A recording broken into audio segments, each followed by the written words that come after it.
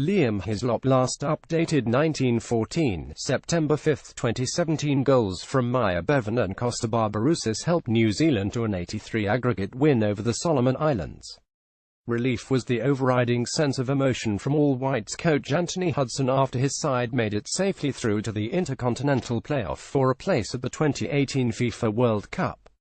New Zealand produced an efficient, if unspectacular, performance in the Oceania World Cup qualifying final second leg in Honiara on Tuesday afternoon, with a pair of scrappy goals earning them a 22 draw against the Solomon Islands. That gave them an 83 aggregate win across the two legs after they won the first leg 61 in Auckland on Friday. It means they will now play the yet-to-be-confirmed fifth-placed team from South America's qualifying home and away in November. At this stage that is Argentina, but they still have 3 games to play, including a full round on Wednesday NZ time. Storm Roux rifles a volley at the Solomon Islands defense on Tuesday. Hudson said he was happy to get through the match with an understrength team in tough conditions.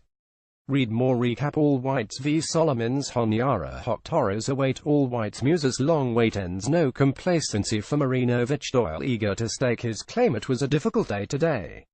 We were making a lot of changes, 5 changes, in what was already a very light squad for us. So I was happy just to get the job done. Overall, I'm proud of the team. Kosta Barbarouses in action for New Zealand against the Solomon Islands at Lawson Tama Stadium on Tuesday. Tuesday's match at Lawson Tama Stadium was a pretty tough watch, as New Zealand laboured in stifling 31 degrees Celsius temperatures and high humidity. Under-20s star Myer Bevan got his first international goal in just his second appearance for the All Whites as he started up front in place of captain Chris Wood, who joined Ryan Thomas and Michael McGlinchey in returning to the respective clubs ahead of the second leg. The goal came in the 14th minute after some typically haphazard Solomons defending. Storm Roux hit the post with a shot which fell to Kosta Barbarouses. His shot was parried by Solomon's goalkeeper Philip Mango directly into the path of Bevan to stab home. Solomon Islands goalkeeper Philip Mango in front of a packed home crowd at Lawson Tama Stadium in Honiara on Tuesday.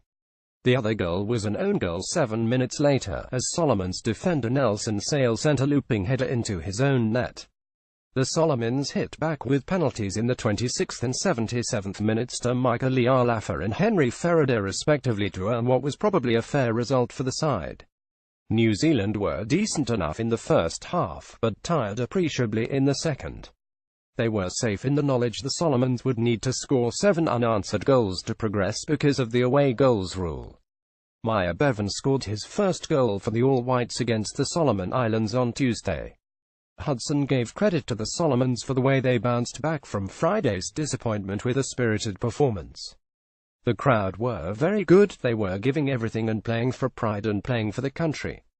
They gave us a real test today. We had a few players out of position. I was sort of questioning how that would happen in the game, but it was a tough game. At the end I was pleased just to get a point on the road and get through to the final. Lialafa was back for the Solomons after missing the first leg with visa issues, sparking a much better effort from his side. They had nothing to lose with such a massive deficit to overcome and played well, forcing All Whites goalkeeper Stefan Marinovic into a number of good saves. The All Whites played conservatively for the most part, opting to sit back and stay compact, but the pacey attackers and wing-backs still managed to get forward and cause problems. The match threatened to get testy with a number of hefty challenges flying in from the Solomons, but stand-in All Whites skipper Andrew Durante was quickly on hand a lot of the time to calm his team down. We spoke about that, it needed to be a disciplined performance, Durante said. We couldn't afford anyone getting rash yellow cards and carrying them over to November. As it was, only Bevan picked up a yellow for kicking the ball away after giving away a free kick, and he and his teammates appeared to escape without serious injuries.